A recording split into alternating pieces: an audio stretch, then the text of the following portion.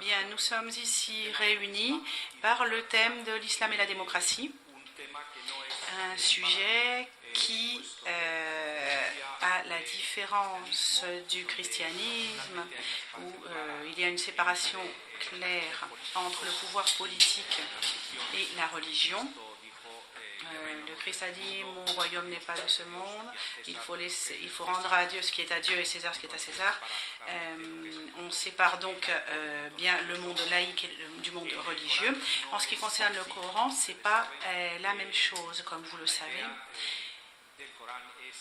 D'après le Coran, il s'agit de créer un cadre politique dans lequel la communauté musulmane va pouvoir vivre selon les valeurs de l'islam.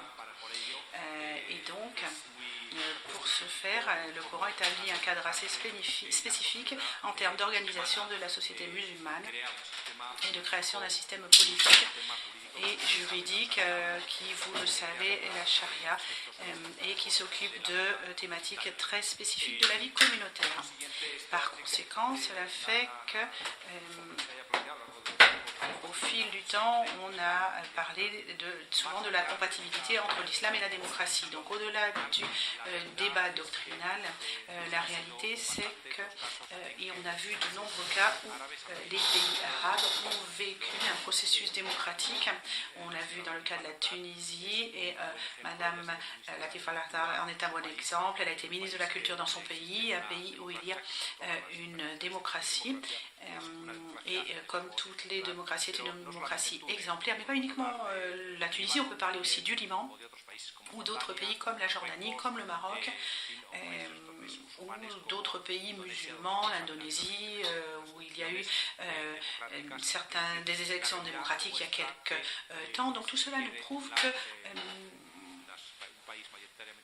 dans un pays majoritairement musulman, on peut tout à fait fonctionner sous une forme démocratique. Très peu sont les pays qui prétendent ce régime par les normes islamiques. Bon, il y a certains pays comme l'Iran ou l'Arabie saoudite, mais la grande majorité des pays arabes ou musulmans affichent des systèmes politiques démocratiques ou pas, mais en tout cas des systèmes qui ne sont pas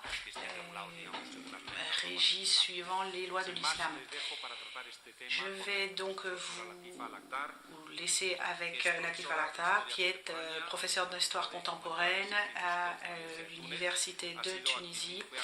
Elle a été activiste dans certains mouvements démocratiques. Dans les années 70, elle a été membre du Parti communiste tunisien. Elle a été fondatrice de la section femmes démocratiques. En 2011, au moment de la Révolution, elle a été vice-présidente de la haute instance de réforme politique, transition démocratique et atteinte des objectifs de la Révolution. Et comme je le disais, en 2015, elle a été ministre de la Culture et du Patrimoine. Donc merci, Madame Lahtar, de votre présence ce soir avec nous. Ensuite, nous écouterons le professeur Waled Saleh, qui est professeur à l'Université autonome de Madrid, des études arabes et islamiques. Merci donc d'être avec nous. Il est licencié par l'Université de Bagdad en philologie arabe. Il lui aussi a été communiste à son heure. Il a dû fuir son pays pour des idées idéologiques et heureusement il habite en Espagne depuis de nombreuses années. Donc sans plus attendre, je cède la parole à Latifa Lahtar. Merci. Merci, Monsieur le Président. Merci à vous toutes et tous d'être là. Merci à la Casa Arabe de me donner l'occasion de pouvoir échanger avec vous et de me donner de me permettre cet instant de réflexion sur un sujet aussi important que l'islam et la démocratie. Pour commencer mon propos, je voudrais m'arrêter un peu sur quelques malentendus ou préjugés qui se dressent en écran contre ce dialogue que vous espérez établir entre les sociétés, en l'occurrence celles ouvertes, c'est-à-dire les sociétés démocratiques, un dialogue que nous voudrions porteur de respect mutuel, d'entraide, de compréhension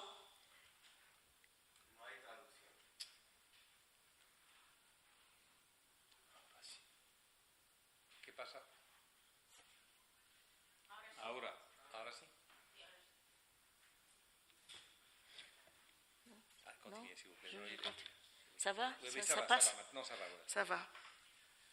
Je pense que ce qui se passe actuellement en Algérie, au Soudan, non? C'est bon?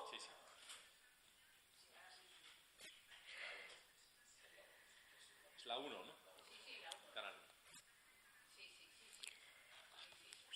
C'est bon, je continue.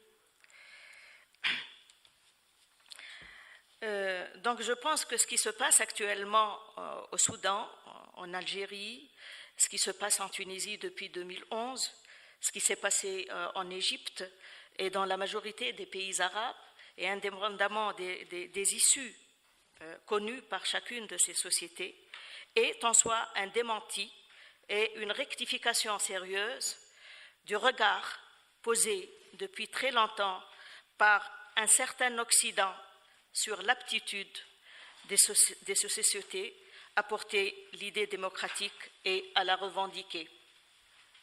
Vous voyez qu'il s'agit partout de sociétés à majorité musulmane qui avaient pris conscience, à travers la difficulté de la vie au quotidien, à savoir le chômage, le déséquilibre social et régional, la corruption qui traverse les institutions même de l'État et les sphères de l'État et du cercle du pouvoir, avaient pris conscience, après plus d'un demi-siècle d'expérience nationale, que la situation appelle directement à abattre l'autoritarisme politique, ce qui, par conséquent, a permis l'appel de ces sociétés à la démocratie et à l'instauration d'un État civil démocratique contre l'État autoritaire, que ces derniers aient pris une forme militaire,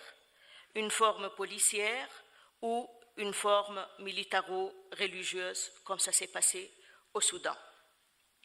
Ces expériences concrètes et si récentes poussent, à mon sens, à se départir de tout essentialisme, surtout face à la tendance au populisme et à la droitisation et à cette révolution conservatrice qui a l'air d'être mondialement en vogue en ce moment.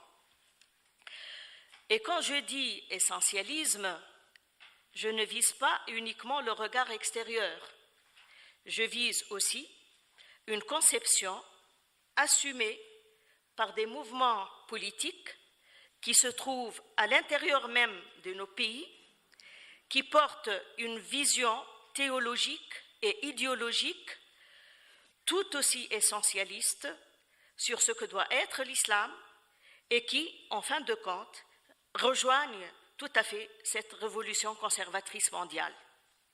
Car, faut-il le dire, cet essentialisme s'exprime essentiellement ou principalement de deux manières.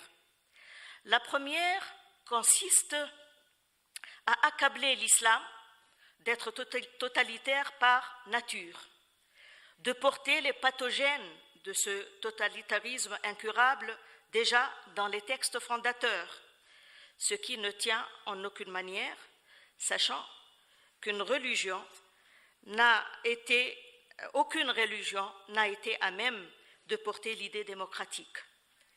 Étant une invention de la science politique moderne, cette dernière ne pouvait par conséquent ne figurer ni dans ce que Paul Veyne appelle les habitudes de la pensée au 7e siècle qui a vu la naissance de l'islam, ni faire partie du projet originel de celui-ci.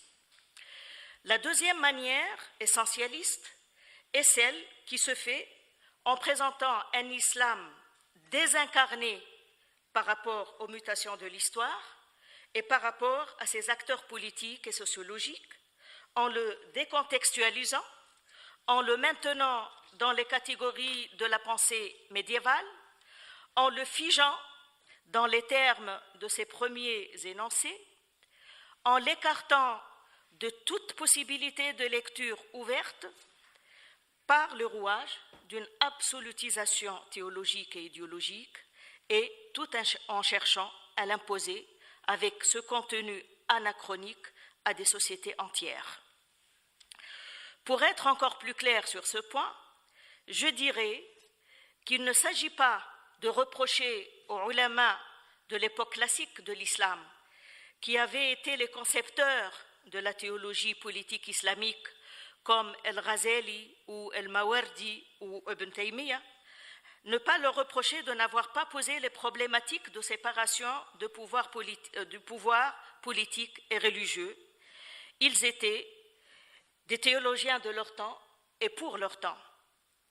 Par contre, on pourrait à juste titre accabler un certain Qaradawi, une sommité de l'islamisme en ce moment, l'accabler par exemple, lui et toute cette armée de théologiens de service qui nous sont contemporains, mais qui, en fait, appartiennent à un autre temps et qui sont, entre autres, les alliés et les discoureurs de l'islamisme d'aujourd'hui.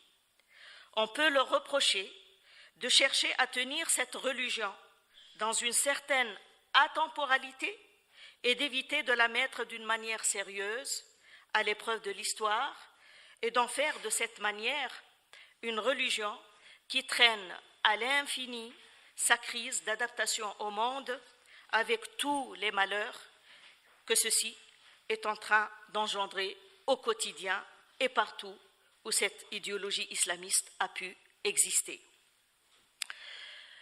La révolution tunisienne, événement qui s'est produit au sein d'une société à majorité musulmane, dont je voudrais parler ici, a révélé la non-validité de l'idée de l'exception autoritaire, de celle de sociétés musulmanes amorphes et soumises, de celle d'un terreau non approprié à la naissance de la démocratie, etc.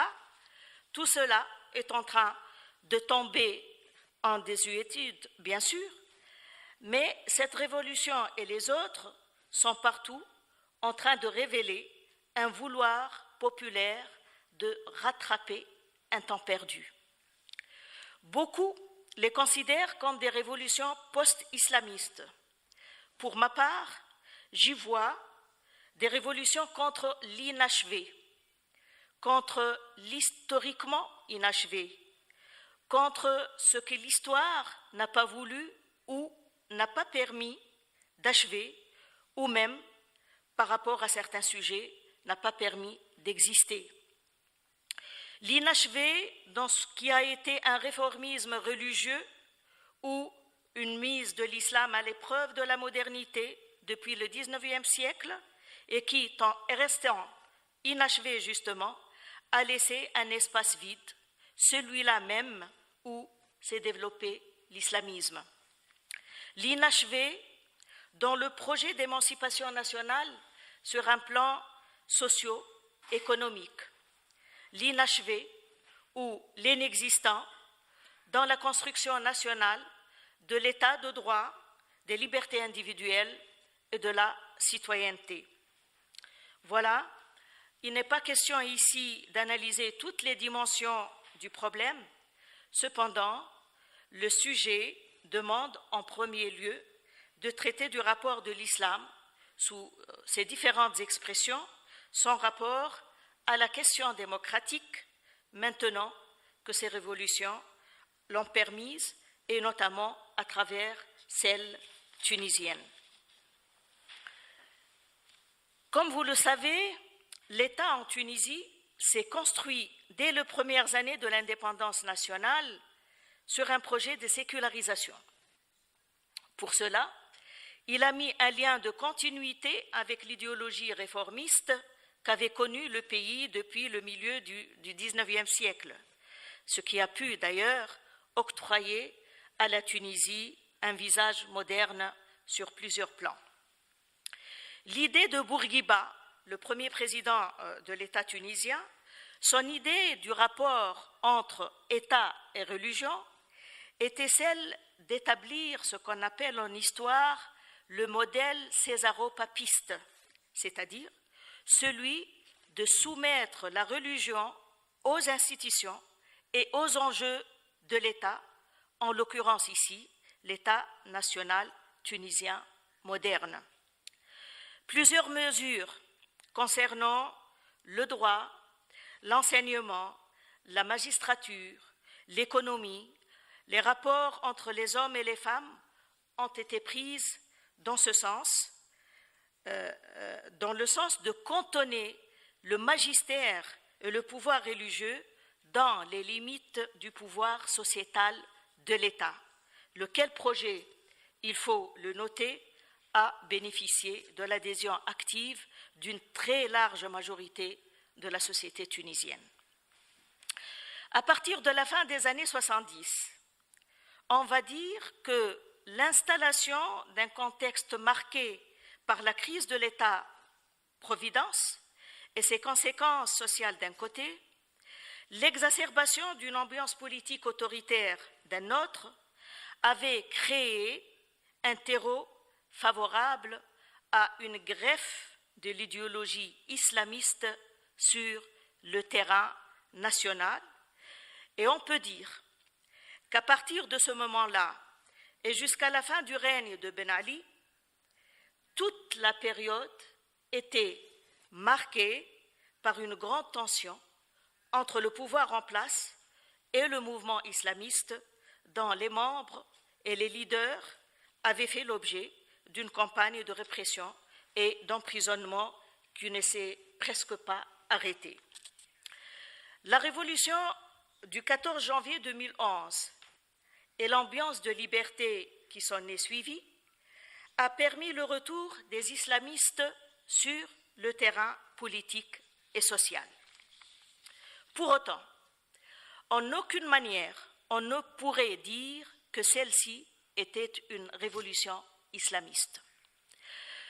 Le slogan premier de la révolution était « Le peuple veut, Ash-Sha'bu yurid », un slogan, comme vous le voyez, éminemment laïque et démocratique. Le bon Dieu était tenu à sa place au ciel, sur terre.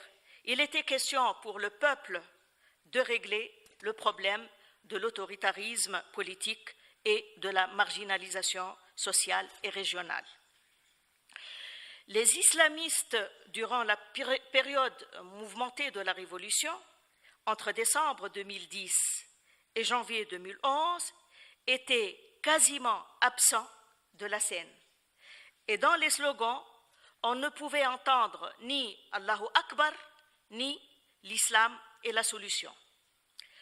Le Tunisien musulman, ordinaire, non idéologique, celui dont était formée la masse en révolution, n'a exprimé ni de demande identitaire, ni de demande religieuse. Tout semblait partir pour une révolution démocratique et sociale qui met les valeurs de la liberté, de l'égalité, de la dignité au centre de son projet. Viennent alors les premières élections libres pour une assemblée constituante en octobre 2011. Et voilà que ces élections nous mettent devant une situation paradoxale. En fait, ces premières élections ont révélé que le peuple de la Révolution en cachait un autre. Elles ont révélé que la masse qui a porté le slogan magnifiquement démocratique « Le peuple veut » cède la place à une autre qui prend pour slogan « Dieu veut », puisque ce qui a couru sur la langue de la majorité des votants à l'époque était « Je donne ma voix à ceux qui craignent Dieu », c'est-à-dire pour les islamistes, qui d'ailleurs obtiennent 37% des suffrages exprimés pour l'Assemblée constituante. En fait, quand on dit qu'il s'est révélé que le peuple de la Révolution n'était pas celui des élections, on signifie par ceci que l'euphorie et l'agitation révolutionnaire, aussi puissantes soient-elles, ne pouvaient pas prendre le dessus sur un état de fait déjà installé au sein de la société tunisienne. Pour poser le problème autrement, on pourrait poser la question directement: pourquoi les islamistes avaient gagné alors qu'au niveau de la surface des événements, les choses ne le prédisaient pas tellement? Disons ici que même s'il n'est pas aisé de répondre à la question d'une manière exhaustive, il est des données qui pourraient peut-être nous y aider. Les islamistes avaient gagné parce qu'ils avaient un noyau assez important de nombre actif, discipliné, qui s'est conservé malgré la répression et qui s'est encore consolidé en capitalisant une image et une situation victimaire. Les islamistes avaient gagné parce qu'ils avaient des alliés extérieurs, surtout ceux des monarchies pétrolières, qui, au-delà de la sympathie religieuse, ont parié sur eux par peur des ondes de choc de cette révolution. Ces alliés avaient représenté un atout important sur plusieurs plans, notamment celui financier et médiatique. Vous vous rappelez certainement tous du rôle joué par Al Jazeera. Ils avaient gagné parce qu'ils avaient le soutien de l'Occident, avec Obama à l'époque comme leader sur cette idée d'alternative islamiste au pouvoir autoritaire dans la région, soutien qui se préparait au moins depuis 2005. Je ne citerai ici que le discours du Caire. Ils avaient gagné parce que les jeunes déclencheurs de la révolution, ceux-là même qui avaient revendiqué l'idée d'une constituante et d'une nouvelle constitution, ne se sont pas inscrits sur les listes électorales et ne l'ont pas fait jusqu'au jour d'aujourd'hui, phénomène qui demande d'ailleurs à être sérieusement analysé. Enfin, et en bref, et pour emprunter au penseur Gramsci son langage, on pourrait dire que ceux qui avaient mené la guerre de mouvement, c'est-à-dire les jeunes des régions, les jeunes chômeurs, les syndicalistes, la société civile laïque, les partis d'opposition laïque qui avaient résisté à la dictature de Ben Ali, tous ceux qui avaient mené cette guerre de mouvement par les manifestations de rue, les sit-ins, la surveillance des quartiers, les grèves entre le 17 décembre 2010 et la mi-février 2011, tout ce monde a perdu face à ceux qui avaient mené méticuleusement, soit directement, soit par procuration, une vraie guerre de position.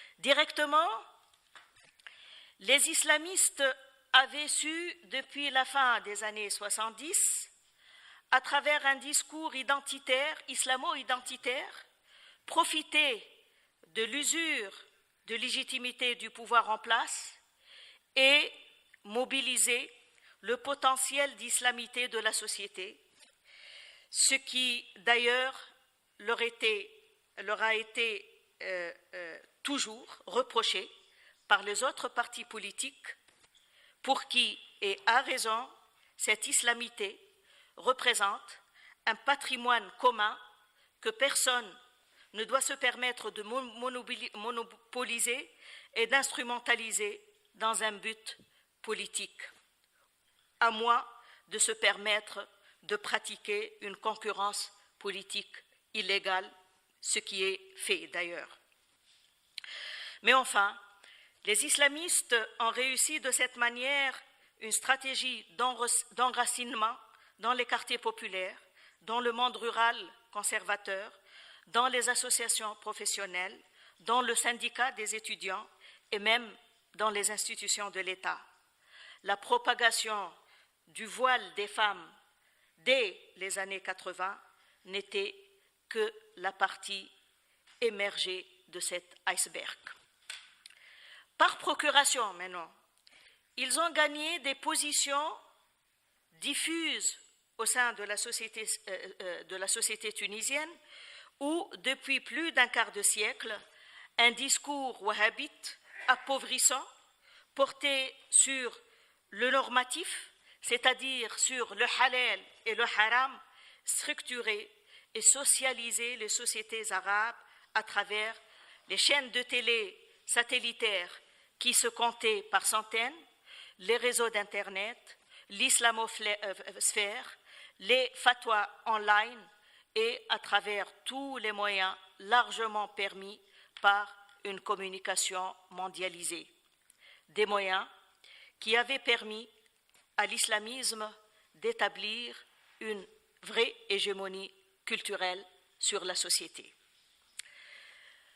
Derrière le peuple en révolution se cachait en fait une communauté idéologique acquise à l'islamisme et qui était évidemment là pour lui servir du même coup de réservoir électoral.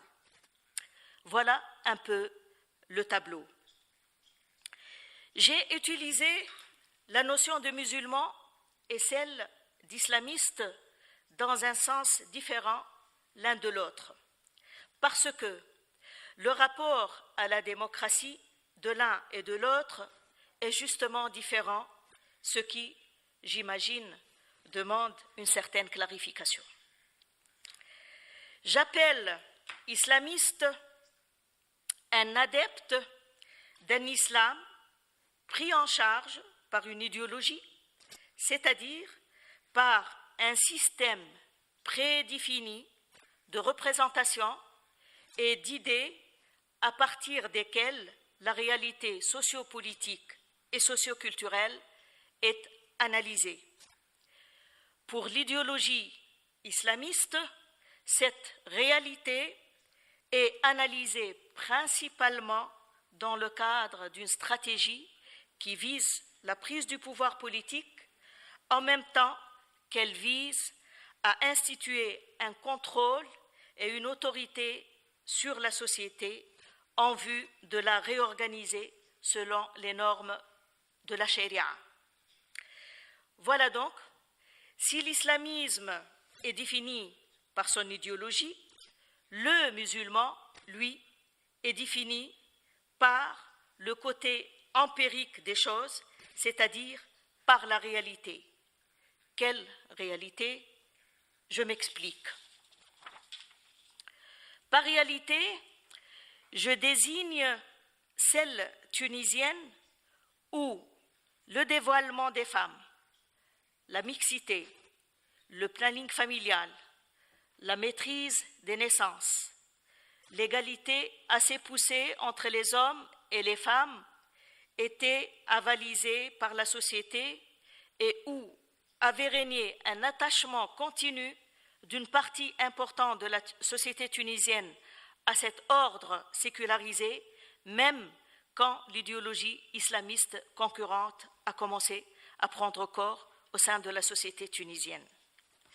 Cette réalité nous présente par elle-même la définition du musulman non idéologique, celui libre de ce cuirassé idéologique qui blinde et assiège son moi, le musulman du fort intérieur, qui n'oppose pas sa foi à la réalité, mais qui, libre de cette idéologie, avait acquis presque par intuition, je dirais, une conscience historique, réformiste, non dominée par le théologique, et qui s'intègre à cette réalité comme s'intègre un Européen de croyance chrétienne à la réalité de son pays.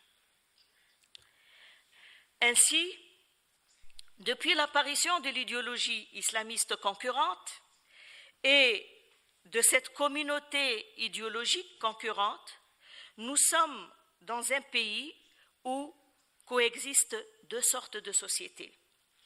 Nous sommes dans un pays où la vie politique est ponctuée depuis le débat sur la nouvelle constitution vers la fin de l'année 2011 jusqu'au jour d'aujourd'hui, par une tension entre le musulman, qui se présente en même temps en croyant démocrate, qui peut être plus ou moins laïque, qui se perçoit en priorité comme membre de la cité, d'un côté, et l'islamiste porteur d'une idéologie chargée de notions d'un autre registre. Cette tension se fait depuis 2011 autour du projet sociétal, autour du droit, autour du modèle d'État, bref, autour de ce qui fait ou ne fait pas une démocratie substantielle. Paul Ricoeur définit la démocratie comme étant un grand consensus conflictuel. Il est vrai que pour la Tunisie, les islamistes, dès le premier moment de la transition, avaient consenti à ce grand consensus et s'y étaient intégrés. La dure expérience passée d'affrontements violents avec l'État et le pouvoir en place a peut-être modéré leur méthode. Pour autant, on ne peut pas dire que la confiance a régné depuis. Et bien sûr, je ne parle pas de la confiance en général. Je parle du rapport de confiance tel que ce consensus ou ce contrat démocratique est à même de garantir. Pourquoi le pacte démocratique en Tunisie est sous-tendu par un climat de non-confiance et pourquoi le principe de conflictualité démocratique qui fonctionne pourtant au niveau institutionnel, notamment à l'Assemblée nationale, pourquoi il n'arrive pas à résoudre cette question? Pourquoi sommes-nous dans une démocratie que je dirais tourmentée? Autant dire d'emblée que la question tient principalement à un comportement tiraillé des islamistes autour de la question démocratique. On va dire un comportement tiraillé ou ambigu pour éviter d'être dans un procès d'intention. Par leur position, par leur réaction, par leur discours, les islamistes paraissent tiraillés entre ce qu'on peut nommer la peur stratégique, peur qu'une adhésion conséquente au projet démocratique leur fasse perdre ce qui fait leur âme idéologique, ainsi que leur base populaire, évidemment, d'un côté, et les obligations de l'engagement démocratique auxquelles ils ont consenti de l'autre. Empêtrés dans une telle situation de tiraillement, beaucoup d'indices démontrent que l'islam politique recourt souvent à la ruse, pour ne pas dire au faux semblant. Le problème maintenant est que cette ruse met les islamistes en porte-à-faux avec les normes de la démocratie substantielle et, du même coup, argumente largement le soupçon quant à leur engagement pour une démocratie qui aille au-delà de la dimension instrumentaliste et procédurale de celle-ci. La première expression de cette situation de tiraillement est le double discours tenu par les dirigeants du parti islamiste Nahda, selon qu'ils s'adressent à leur base et alliés ou qu'ils s'adressent à leur vis-à-vis politique, qu'ils soient de l'intérieur ou de l'extérieur. Je ne m'arrêterai pas beaucoup sur les détails, même si le diable habite dans les détails, comme on dit. Surtout que vous savez maintenant que rien ne se cache et que tout finit par être découvert. En effet, par beaucoup de faits. On se trouve devant un discours islamiste officiel, consensuel, sur un modèle d'État démocratique, et un autre discours non avoué qui fait miroiter un projet d'État théocratique dont il pense qu'une attitude patiente et une longue préparation en plusieurs étapes doit assurer les conditions de réussite.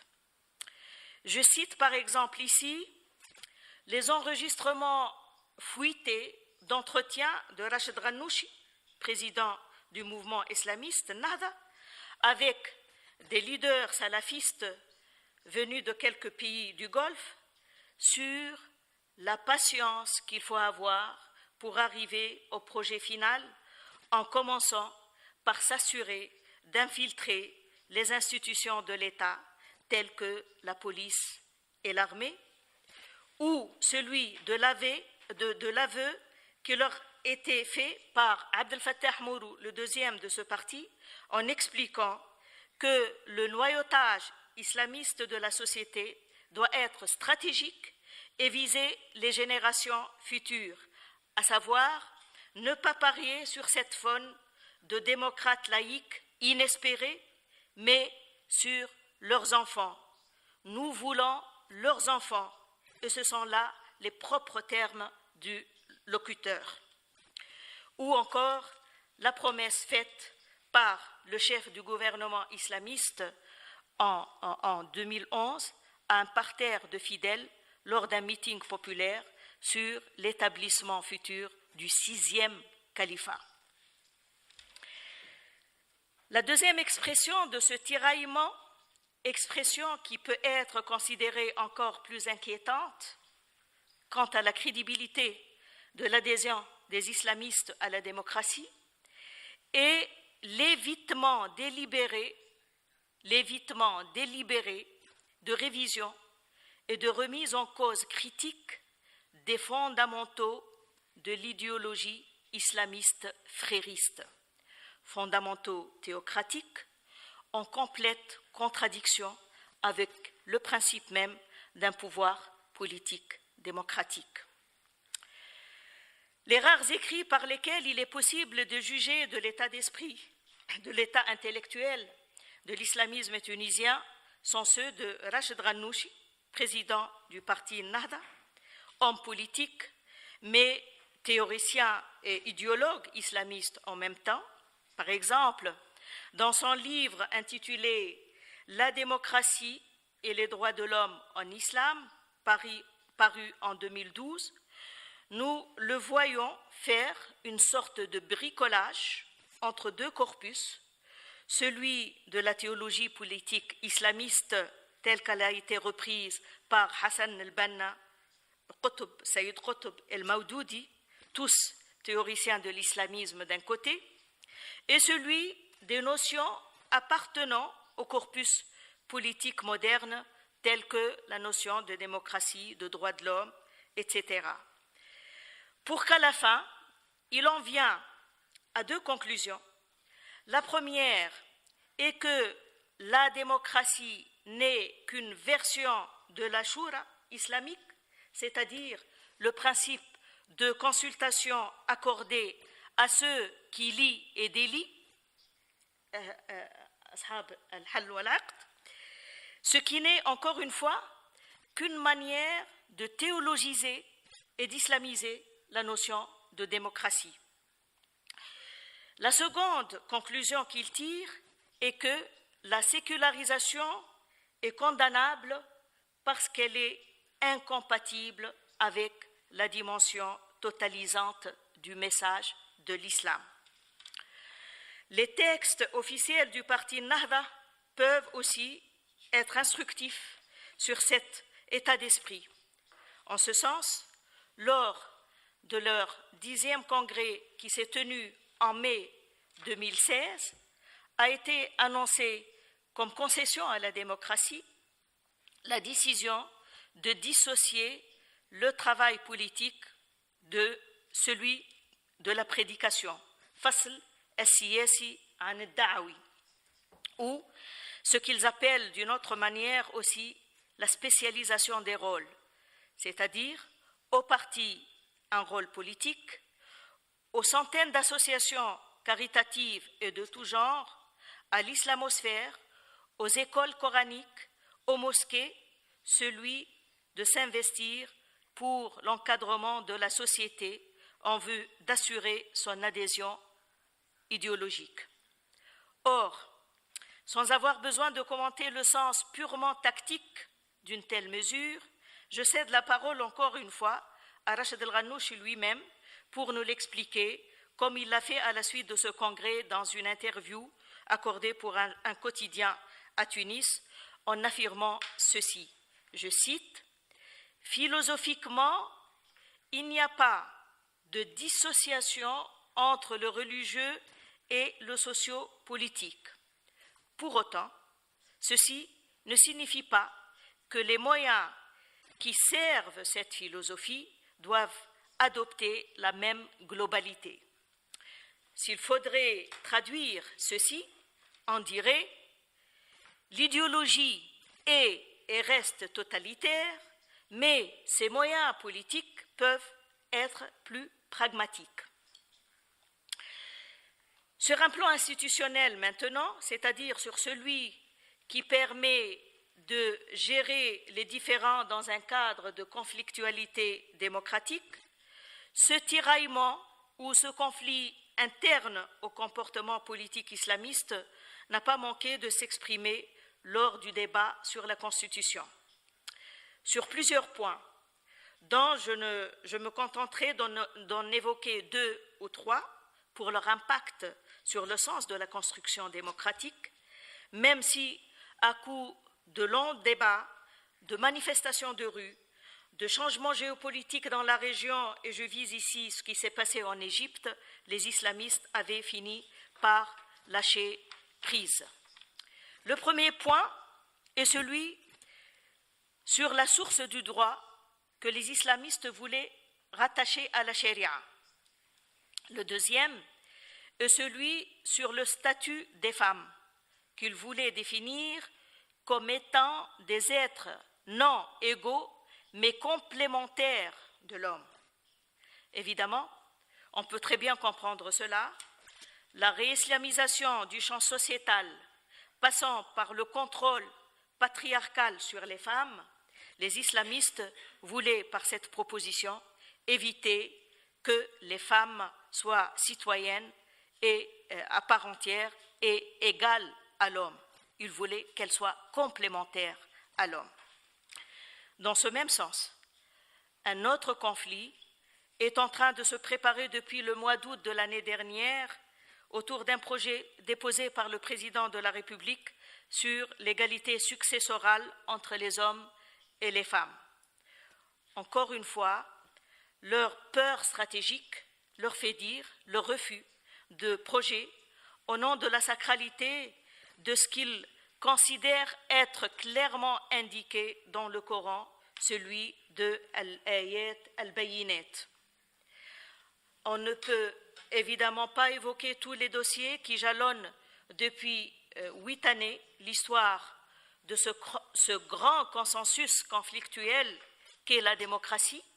Cependant, beaucoup d'indicateurs démontrent que les islamistes, tout en acceptant le jeu démocratique, ne sont pas pour autant en train de se rendre à la démocratie et que leur comportement politique se retrouve très souvent contrarié par leurs croyances idéologiques.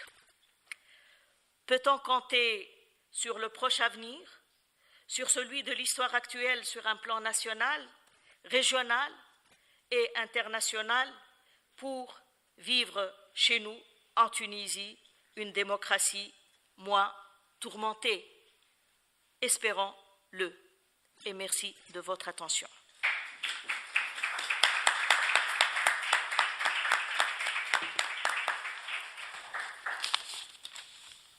Muchas gracias, señora Lakhdar, por su exhaustiva Merci beaucoup, Madame, pour votre exhaustive présentation de la façon dont la Tunisie a géré la coexistence d'un parti islamiste qui est très très important et une politique nationale dotée d'un système démocratique. Au-delà des différences qu'il peut y avoir d'ailleurs entre la doctrine et la démocratie et la réalité, on voit qu'il y a eu une adaptation parfaite au système. Sans plus attendre, avant de passer au dialogue avec les personnes présentes et la possibilité de poser des questions, je vais céder la parole à M. Walid Saleh. C'est à vous. Oui, bonsoir. Merci à Casa Árabe pour son invitation. Merci aussi à l'organisateur de cet événement. C'est un véritable plaisir de partager cette rencontre avec Larissa Al-Akhdar. Je voudrais faire quelques réflexions par rapport à certains points qui ont été abordés d'ailleurs par Larissa et d'autres qui vont venir compléter son intervention. Il me semble que c'est très intéressant ce qu'elle a dit par rapport à ce qui est le double discours des islamistes. Je me rappelle quand Ghanouchi est arrivé à l'aéroport de Tunisie après 20 ans d'exil, il y avait énormément de journalistes qui lui ont demandé si son parti Narwa allait se présenter en tant que candidat à la présidence de la Tunisie. Il avait répondu non. On lui demandait s'il allait interdire le vin, la bière, etc. parce que la Tunisie était un pays touristique. Il a dit non. S'il allait interdire aux femmes d'aller sur les plages en bikini, il a dit non. Il avait dit non. Et quand en fait il est arrivé au pouvoir avec le premier gouvernement qui a obtenu la majorité, il a essayé de faire tout le contraire de ce qu'il avait dit.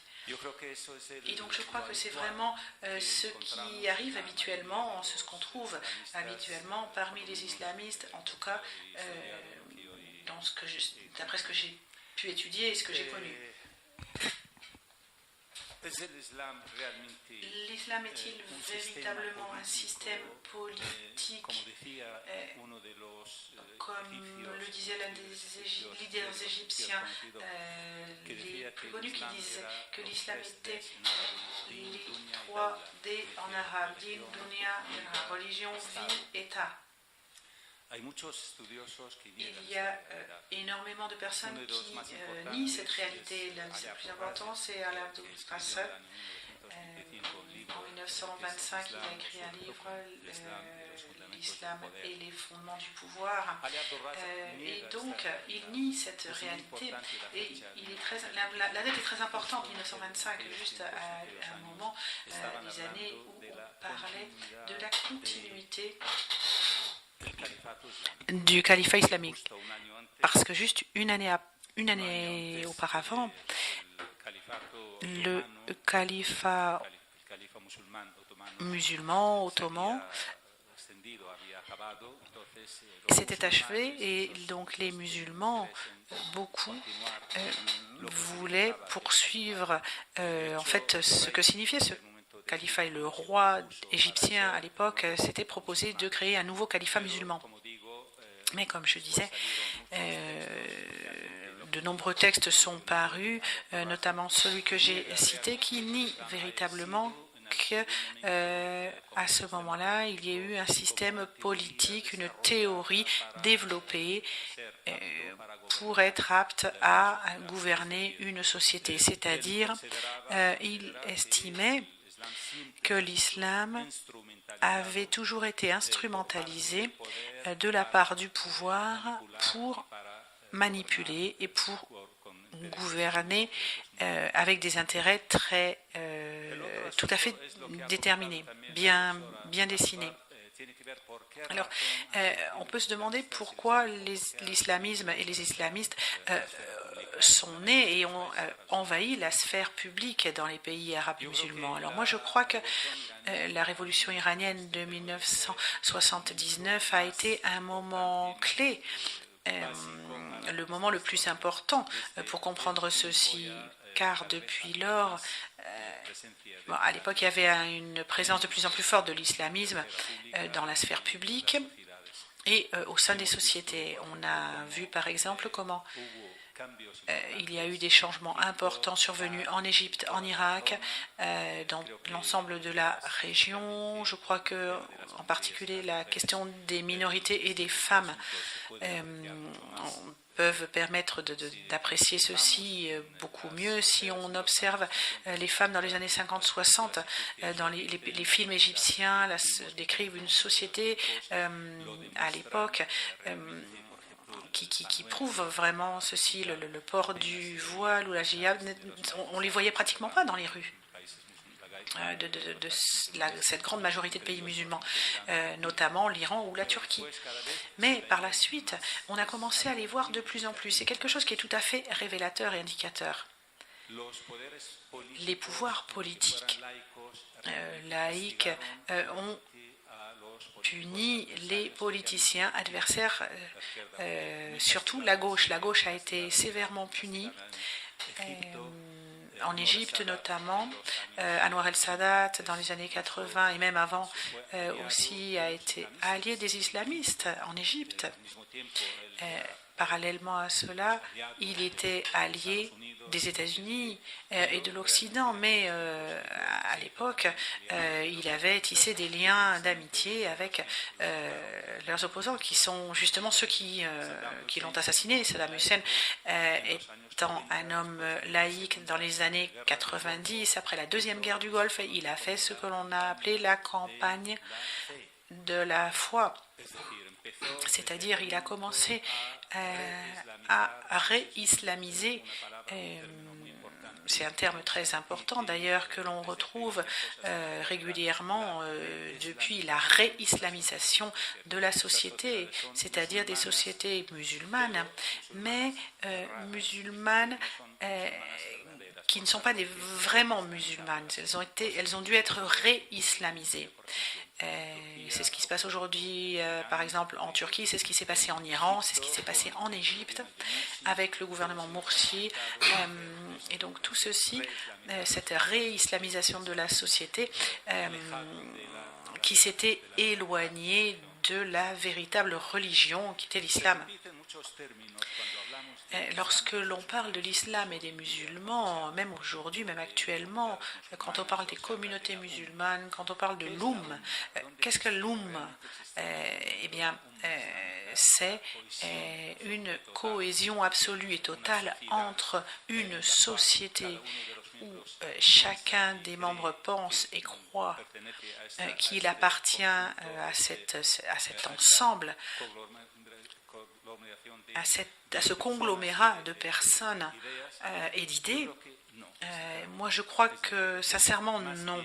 C'est plutôt une idée, peut-être un rêve, plutôt qu'une réalité. Il est vrai que pour les islamistes, ils l'ont toujours utilisé comme fer de lance, c'est-à-dire qu'ils ont toujours laissé entendre que tous les musulmans dans le monde entier appartiennent à cette Oumma et qu'ils sont chargés de l'orienter.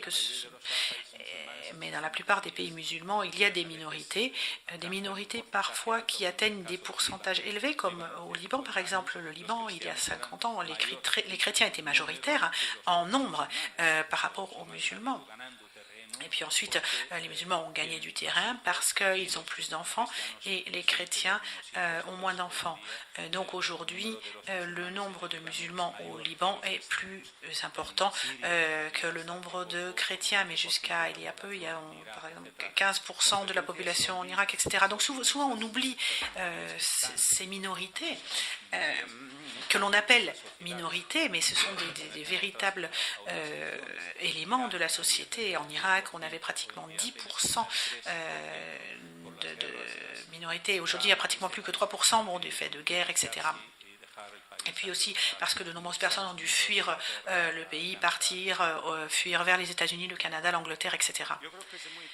Je crois qu'il est très très important de parler de l'islam dans le sens abstrait du terme, c'est-à-dire ce qu'il se passe sur le plan idéologique, l'islam véritable, pas uniquement du point de vue des textes, des idéologies, mais l'islam réel, l'islam vrai, celui que vivent les personnes, les membres de la société actuelle. Comme je le disais tout à l'heure, cette religion instrumentalisée par le pouvoir politique dans la plupart des pays arabes, et alors qui ont créé ces systèmes, ils ont aidé les religieux et les politiques.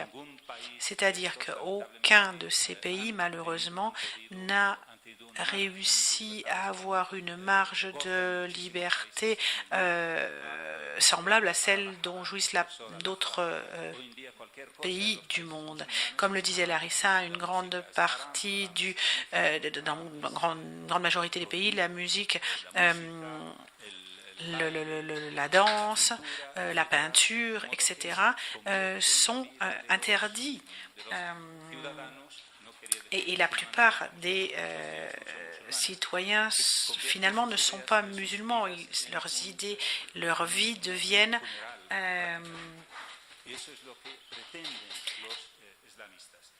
en fait, c'est ça l'objectif que cherchent les islamistes, voir comment la plupart de ces pays, dans la plupart de ces pays, ils ont gagné du terrain, et les partis de gauche ont été durement sanctionnés, durement punis dans tous ces pays. On l'a dit tout à l'heure, par exemple le cas de la Syrie, le cas de l'Égypte.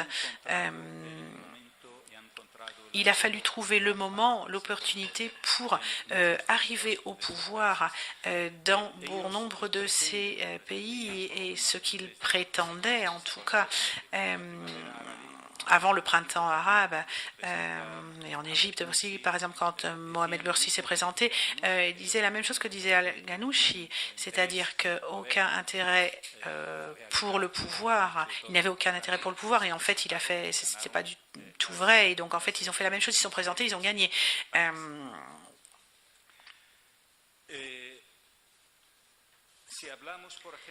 Si par exemple on parle de la situation actuelle, qu'est-ce qui se passe dans ces pays? Eh bien, comme je le disais tout à l'heure, on a une situation où il y a énormément de libres penseurs, mais dans quelle situation vivent-ils?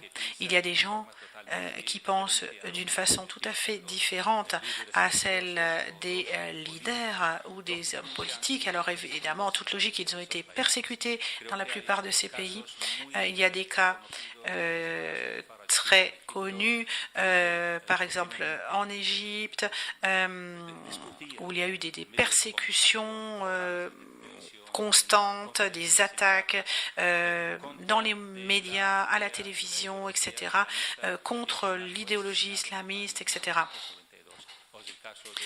Il y a aussi le cas d'un autre professeur d'université égyptien aussi,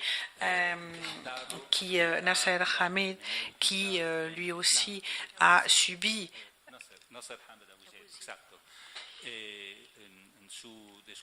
qui dans ses livres,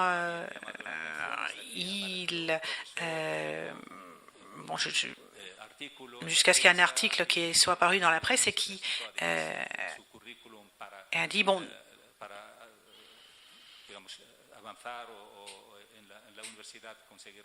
et donc quand il a voulu obtenir une chaire à l'université, la réalité, ça a été qu'il a été dénoncé de la part de la commission universitaire. L'affaire a été portée devant l'autorité maximale religieuse égyptienne, et finalement le tribunal canonique égyptien l'a écarté de ses fonctions parce qu'il a été considéré comme apostat.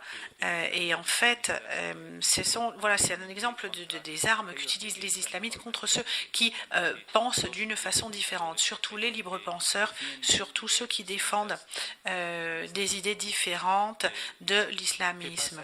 Alors, qu'est-ce qui se passe par exemple en Arabie Saoudite?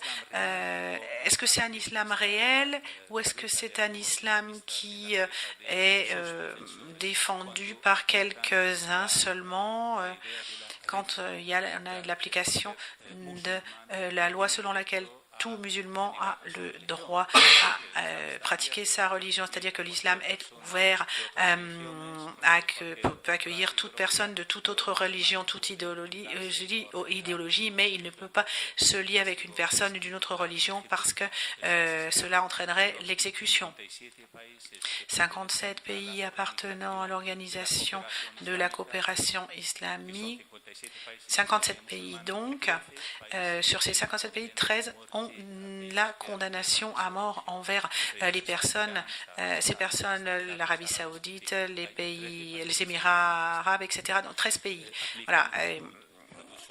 Alors, il y a des châtiments corporels qui sont très très durs, qui sont encore appliqués, des exécutions, les coups de fouet, en cas d'adultère par exemple, etc. Tout ceci est encore à l'ordre du jour dans certains de ces pays, en Arabie Saoudite, en Iran, au Koweït aussi, au Soudan et dans bien d'autres pays encore, par exemple. La question de l'apostasie, comme je le disais, bien réellement, toutes ces circonstances que nous observons, que nous voyons, que vivent les pays à majorité musulmane, cela a donné lieu à une réaction pas toujours très bien connue. Qu'est-ce qui se passe avec les jeunes dans ces pays? Est-ce que réellement ce sont des croyants pratiquants, ils vont à la mosquée, etc. Ou alors est-ce qu'il y a eu une réaction contraire? L'Institut allemand Gallo a, ou par exemple l'Université de Détroit, en 1995 a réalisé des études par rapport à la notion de croyance et l'augmentation de l'athéisme qui est flagrante dans tous ces pays. En Égypte, il y a pratiquement 10 pays d'athées. Une chose qui auparavant était absolument inconnue. Même en Arabie Saoudite, un pays où il est beaucoup plus difficile d'être athée ou de ne pas croire, eh bien, il y a de façon anonyme, il y a eu des enquêtes qui ont été réalisées et on obtient ce type de données. La même chose se passe aussi en Turquie, un bon pays beaucoup plus ouvert évidemment comparé à d'autres, bien sûr, mais en Turquie, ce qui se passe, c'est exactement la même chose. Le nombre d'athées est de plus en plus important. Alors, quel est l'islam réel, l'islam vrai? Je crois qu'on peut parler de deux types de musulmans ou deux types d'islam, comme le disait Latifa. Il y aurait peut-être le plus répandu, c'est l'islam populaire, pratiqué par les citoyens de façon tout à fait pacifique, de façon tout à fait naturelle. Et ensuite, il y aurait l'islam officiel, soutenu par une partie des pouvoirs publics ou pouvoirs politiques alliés avec les religieux dans la plupart des cas et qui représente cet islam officiel. Un islam officiel dans lequel entrent les islamistes dans un grand nombre des pays que nous avons cités tout à l'heure et qui ont ce discours qui ne coïncide pas toujours avec la réalité. Il y a des millions de personnes qui croient en cette religion, qui la pratiquent de façon tout à fait naturelle, qui vont à la mosquée, etc. Et heureusement, ils n'ont pas du tout cette tendance, cette orientation qu'ont les islamistes qui ne veulent pas, qui n'admettent pas la séparation de la religion et de la politique. C'est-à-dire, c'est l'idéologie, la militance de l'islamisme, la non-séparation de la religion et de l'État et de la politique. C'est la raison pour laquelle je crois que vraiment l'islam vrai, l'islam réel, c'est l'islam populaire, celui qui est pratiqué par la plupart des musulmans qui, heureusement, n'a absolument rien à voir avec les islamistes qui eux tentent de profiter de la situation politique, de la situation sociale, de la situation économique pour essayer de gagner la plupart des intérêts qui, eux, qui les concernent, évidemment, leur sont favorables. Alors, sous le joug de cette religion pratiquée de cette façon, je crois qu'il est vraiment très très difficile d'établir un panorama de la situation. Les choses se répètent encore et encore. Alors évidemment, en toute logique, il faudrait se demander, évidemment, comme je le disais, de quel islam on parle. L'islam populaire dont j'ai parlé tout à l'heure ou de l'islam officiel des islamistes. L'islam des islamistes n'en reste pas moins dépendant des textes, la sunna,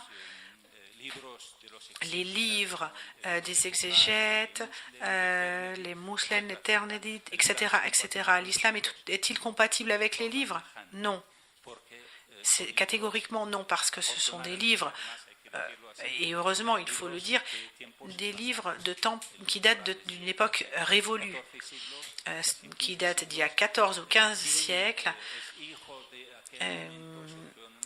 né dans des circonstances vraiment très différentes. C'est pas moi qui le dis, énormément de musulmans le disent. Au XIIIe siècle, on disait que l'islam ou le Coran portait sur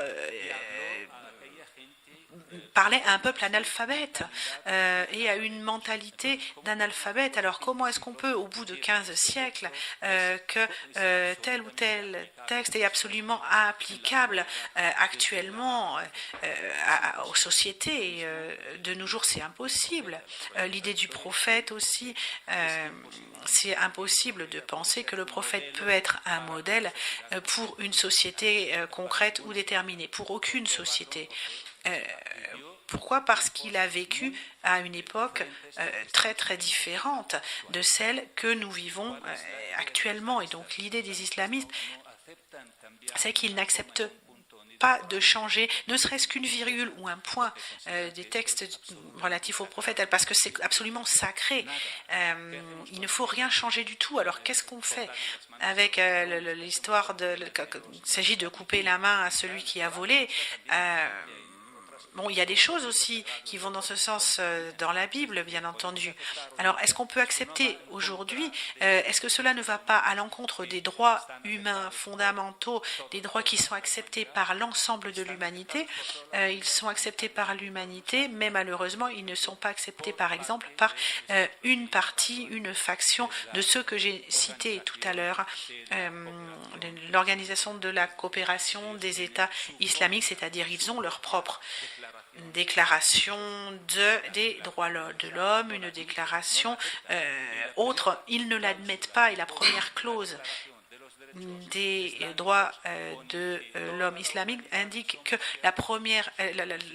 toute l'humanité, toute personne qui ne croit pas en un Dieu ou n'est pas serviteur de Dieu n'est pas admise. La femme reste encore soumise à l'homme. Elle n'a aucune indépendance. Et ça, c'est dans la déclaration des droits de l'islam. Et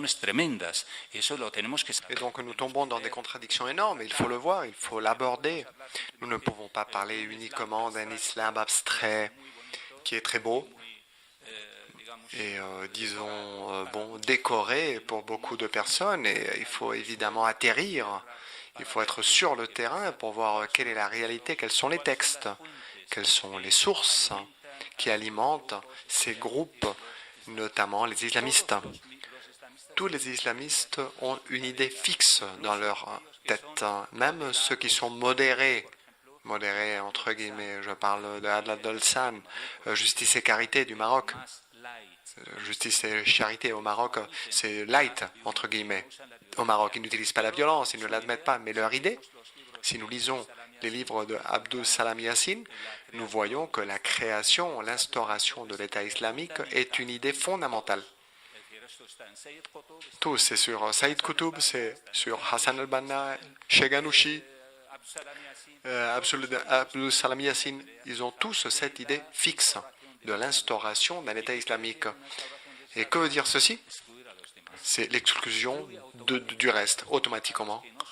exclure automatiquement ceux qui ne sont pas musulmans. Ils restent dehors, ils n'ont pas les droits, ils n'auront pas les droits des musulmans. Donc on revient 15 cycles en arrière pour mettre des étiquettes à ceux qui ne sont pas des étiquettes et donc qui ne sont pas des musulmans et donc sont différents, doivent payer des impôts, etc. Ce sont les textes. C'est comme ça, je ne dis rien, je n'invente rien. Si on lit les textes, ils sont là pour tous. Ce que je disais avant, comment avancer, comment faire avancer ces sociétés dans ces circonstances? Vraiment, il faut une révolution, une agitation. Et malheureusement, les pays arabes, surtout avec le printemps arabe, espéraient ce changement. Comme disait le professeur Lardar, ce n'était pas l'islam walhal, l'islam est la solution, comme disent les islamistes en Égypte, ou de Hassan al-Banna, les frères musulmans. Leur slogan, c'est l'islam est la solution. Donc, ils réclamaient, dans le printemps arabe, on réclamait des droits, des libertés, mais malheureusement, le pouvoir dans la plupart de ces pays est tombé entre les mains des islamistes qui sont les ennemis des libertés. Et on le voit, clairement, on le voit avec Erdogan, qui est dans un pays traditionnellement le plus démocratique depuis les temps d'Atatürk, et qui a laissé en quelque sorte à séparer la religion de la politique. Mais nous voyons un retour aux origines de l'islam. Il y a davantage de normes et des règles de réislamisation de la société turque. Et c'est la réalité. C'est la réalité de tous les islamistes qui ont cette idée fixe dans leur esprit. Et donc, je crois qu'il faut une authentique révolution pour en finir avec ces circonstances. Les citoyens qui ont une religion déterminée, musulmane, chrétienne, etc., ne peuvent jamais être incompatibles avec la démocratie. C'est d'ailleurs cette question que nous posons, non pas l'islam, mais on dit est-ce que les Arabes ou les personnes de majorité musulmane sont compatibles avec la démocratie? Les personnes sans aucun doute. C'est-à-dire les citoyens n'ont aucun problème avec les valeurs occidentaux, entre guillemets, les valeurs démocratiques. Donc de l'Occident, on a appris beaucoup de choses, y compris la démocratie, mais cette démocratie n'est pas authentique. C'est-à-dire, quand elle est prise par les islamistes, les islamistes disent qu'ils ont la shura, leur propre démocratie. Mais qu'est-ce que la shura? Si on étudie les livres, nous voyons que la shura, c'est tout simplement le leader politique qui demande du conseil à son cercle de proches, mais les citoyens n'y sont pour rien, ils ne votent pas, ils ne pensent pas, ils ne choisissent rien. Et donc je crois que ça c'est une manipulation terrible. La démocratie occidentale est une solution merveilleuse, mais ce serait encore mieux la laïcité, c'est-à-dire la séparation de la religion et de la politique qui s'avère fondamentale dans ces sociétés. Et la seule façon pour que ces sociétés avancent, c'est qu'elles soient des sociétés absolument sécularisées, des sociétés laïques. Car il y a une grande quantité de religions, de langues, d'origines différentes. Et ce sont des problèmes sérieux et réels, comme ils l'ont été tout au cours de l'histoire. Par contre, la laïcité, mal comprise par certaines personnes, notamment Kharabaoui, avec sa renommée chez Al Jazeera, mentionnée aussi par Latifa. 80 millions de personnes le voyaient à Sharia al-Hayat, la charia et la vie. Il affirmait que la laïcité, c'est comme l'athéisme. C'est-à-dire, il y a l'intérêt à mélanger l'athéisme et la laïcité, mais ça n'a rien à voir. La laïcité, c'est la séparation de la religion de la politique. Et par contre, les islamistes ne s'y intéressent pas. Ils ne croient pas aux libertés. Et ils veulent contrôler au nom de la religion. Et pour finir, je vais partager avec vous une observation qui est très importante. Nous sommes en Occident et je crois qu'il y a une sorte de bonnes intentions, surtout parmi la gauche qui regarde les islamistes d'une façon complice en quelque sorte. Ils croient que c'est terrible que Morsi ait disparu de l'Égypte ou que certains islamistes sont persécutés pour ses idées. Et je crois que c'est une erreur très grande. Il faut bien connaître l'idéologie de ces personnes. Morsi, qu'est-ce qu'il a fait? Il s'est mis en dessus des trois pouvoirs de l'État. Et comme aujourd'hui en Iran, l'ayatollah, qui est en dessus du Parlement, du président du gouvernement, il peut faire démissionner tout le monde, il peut dissoudre le Parlement iranien. Et donc, c'est ce que faisait Morsi. Je ne suis pas pour, évidemment, pour un coup d'État, comme c'est ce qui a été le cas avec Sisi, le militaire Sisi, mais c'est que la situation avec Morsi était pire, sincèrement. C'est le grand problème de l'islamisme quand il prend le pouvoir et il l'applique. Donc je crois que cette attitude de la gauche occidentale est une attitude absolument erronée et cette complicité n'est pas raisonnable, pas du tout. Et il faut bien comprendre ce qu'on défend, en l'occurrence l'idéologie des islamistes, connaître leurs textes, connaître leur façon de comprendre la vie et les libertés, et après prendre une décision. Et peut-être que je le lancerai comme une question pour la professeure Lardal. Ceci est lié, nous avons parlé du sujet de la femme, qui est un sujet vraiment très très important dans les sociétés arabes et musulmanes. Le féminisme est aussi une question très présente dans les sociétés comme l'Égypte, l'Irak. La Tunisie a été le leader dans ce sens avec Haddad pendant les années 50, qui a écrit son connu livre Notre femme dans la charia et la vie.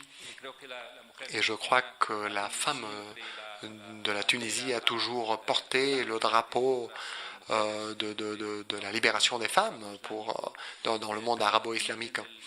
Mais ici en Occident, ceci est devenu une mode, le féminisme islamique. Je crois qu'il y a une grande contradiction de termes. C'est quoi le féminisme islamique? On parle d'une religion, aussi bien l'islam que le christianisme ou le judaïsme. Nous savons parfaitement quelles sont leurs positions par rapport aux femmes. Aucune de ces trois religions et les religions en général défendent la femme. Et pour moi, le féminisme est un mouvement libéral, laïque, sécularisant. Et donc, je crois qu'il y a une contradiction de termes. C'est difficile à conjuguer ces deux termes de féminisme islamique. Je voudrais que la professeure Lardar nous éclaircisse un peu cette question. Merci beaucoup.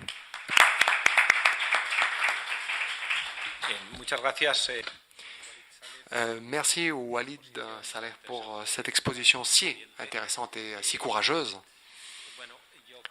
Je crois qu'on a posé beaucoup de questions. Il y a beaucoup de questions qui ont été abordées de façon claire et directe. Maintenant, c'est à vous, au public, si vous le voulez, de poser des questions. On pourrait peut-être commencer en passant la parole à la professeure Lardar pour qu'elle réponde à la question du professeur Saleh. Merci. Merci, Walid. Vous avez effectivement évoqué beaucoup de problèmes et de questions qui sont très intéressantes. Vous avez commencé par parler de cette dimension vraiment lumineuse et extraordinaire qui est apparue dans le monde musulman au XIXe siècle et dont j'ai essayé de parler aussi, l'esprit réformiste en islam, dans les pays musulmans. Et vous avez évoqué notamment Ali Abd al-Razaq, qui est un personnage religieux. Il a fait ses études dans la plus grande institution religieuse de l'Égypte, qui est Al-Azhar, la mosquée d'Al-Azhar, et l'université d'Al-Azhar. Il était professeur lui-même dans cette institution religieuse, et en 1924-25, il commet un livre, comme Tahar Haddad a commis un livre en 1930 sur les femmes.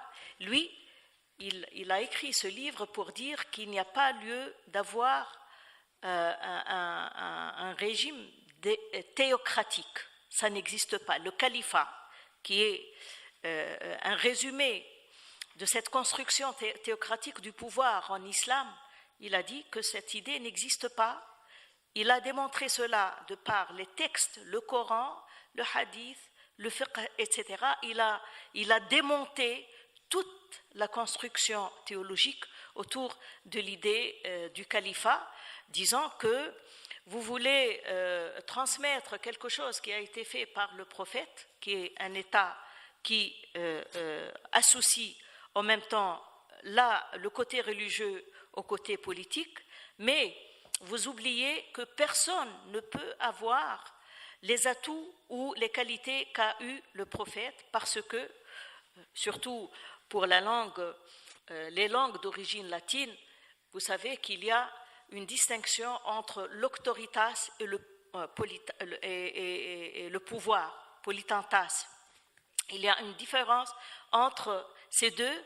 Le prophète avait à la fois le pouvoir et il avait quelque chose qu'une personne ordinaire, parce qu'un prophète c'est quand même une personne exceptionnelle, hein, quoi qu'on dise, hein, qu'on est croyant ou pas, un prophète est une personne exceptionnelle. Celui qui a pu, comme Mohammed ou comme Jésus, donc introduire cette révolution au sein de sa société, est quand même une personne exceptionnelle. Il leur dit, Mohammed était une personne exceptionnelle et avait non seulement du pouvoir, mais il avait de l'autorité, ce qu'une personne normale, je ne parle pas de charisme, une autorité, c'est-à-dire quelque chose qui ne peut pas exister chez n'importe qui. Mohammed a fait ce qu'il a fait, mais personne parmi les humains, les autres qui sont ordinaires, ne peut reproduire ce que vous prétendez pouvoir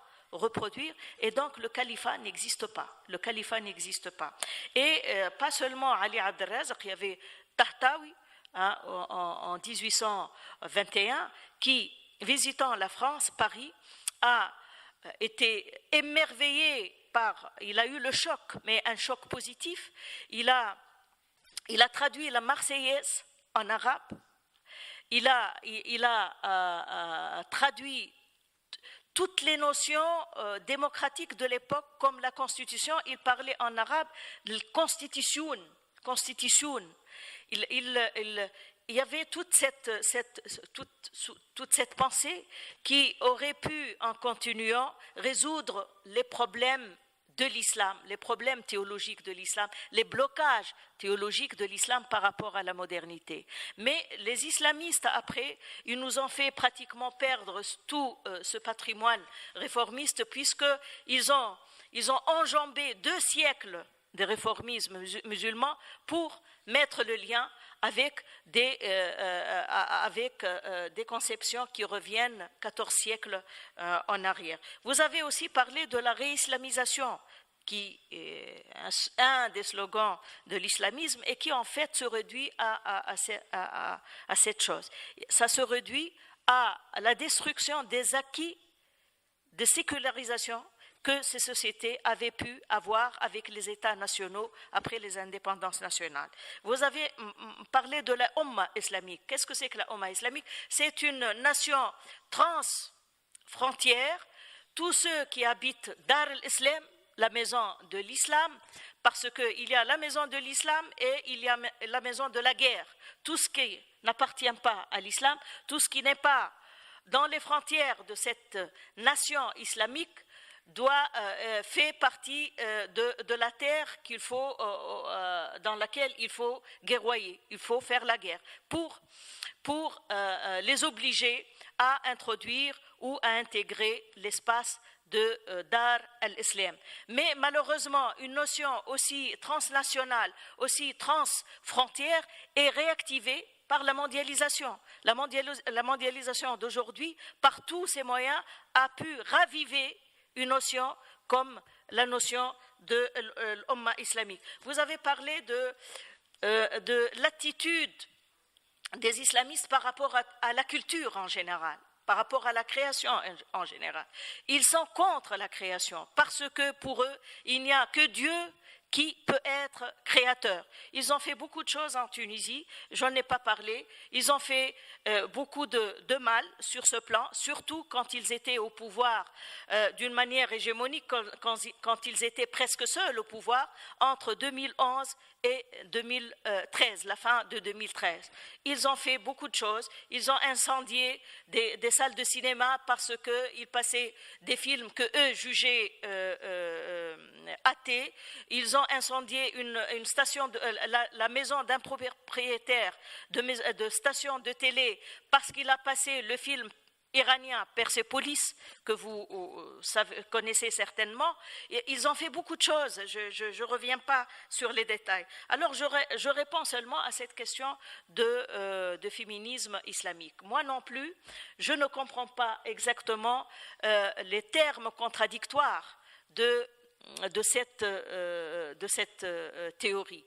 Parce que le féminisme, c'est d'abord une manière d'échapper aux aliénations, que ce soit l'aliénation patriarcale ou celle patriarcale prise en charge par la religion, justement. Donc, ce sont deux termes qui sont contradictoires et je pense que c'est une manière aussi, tout simplement, une manière d'islamiser le féminisme, c'est-à-dire encore une manière comme ces tentatives d'islamiser la démocratie, il y a aussi des manières d'islamiser le féminisme et malheureusement, c'est une théorie qui a été très en vogue, très encouragée, surtout ici, c'est-à-dire en Occident. Elle n'a pas pu, la greffe n'a pas pu prendre dans les pays où il y a des mouvements féministes comme en Tunisie, peut-être pas en Égypte, je ne suis pas très au courant, mais en Tunisie, de toutes les façons, la théorie d'islamisme, de féminisme islamique n'a pas pu prendre parce que, justement, il y a un mouvement féministe qui revient aux années 20 du XXe siècle, qui est très enraciné au sein de la société tunisienne, qui a été pris en charge par les penseurs réformistes dont M. Walid a parlé, notamment Tahar Haddad, pendant les années 30, qui a écrit son livre « Les femmes dans la charia et dans la société », où, en 1930, il a demandé l'égalité dans l'héritage pour les femmes musulmanes, disant qu'il n'y a rien qui entraverait qu'on en arrive à cette égalité.